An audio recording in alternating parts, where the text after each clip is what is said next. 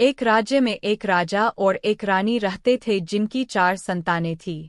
2 लड़के और 2 लड़की। एक लड़की का नाम पूर्णिमा तथा दूसरी लड़की का नाम अमावस्या था।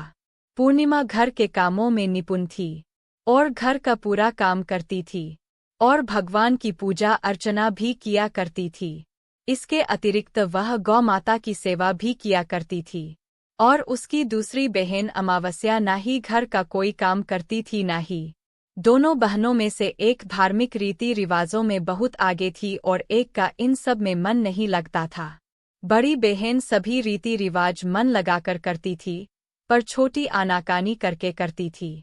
देखते ही देखते दोनों बहनें बड़ी हो गई और दोनों का विवाह हो गया।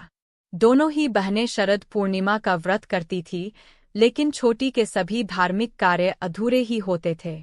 इसी कारण उसकी संतान जन्म लेने के कुछ दिन बाद मर जाती थी।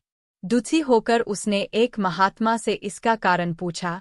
महात्मा ने उसे बताया, तुम्हारा मन पूजा पाठ में नहीं है, इसलिए तुम शरद पूर्णिमा का व्रत पूरे विधि विधान के साथ करो। महात्मा की बात सुनकर छोटी बहन ने पूर्णिमा का व्रत विधि विधान के साथ किया। फिर भी उसका पुत्र जीवित नहीं बचा।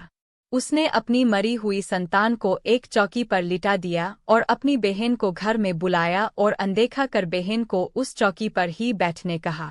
जैसे ही बहन उस पर बैठने गई, उसके स्पर्श से बच्चा रोने लगा। बड़ी बहन एकदम से चौंक गई। उसने कहा, अरे तू मुझे कहाँ बैठा रही थी? यहाँ तो तेरा लाल है, अभी इसे कुछ हो जाता तो। तब छोटी बहन ने बताया कि मेरा पुत्र तो मर गया था, पर तुम्हारे पुण्यों के कारण तुम्हारे स्पर्श मात्र से उसके प्राण वापस आ गए।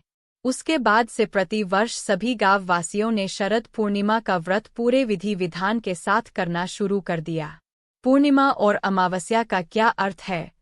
अमावस्या का दिन, जब चंद्रमा हमारे और सूर्य के ठीक बीच में होता है, तो हमारे सामने वाले हिस्से पर सूर्य की रोशनी नहीं पड़ती और हम चंद्रमा को नहीं देख पाते। इस स्थिति को अमावस्या के रूप में जाना जाता है।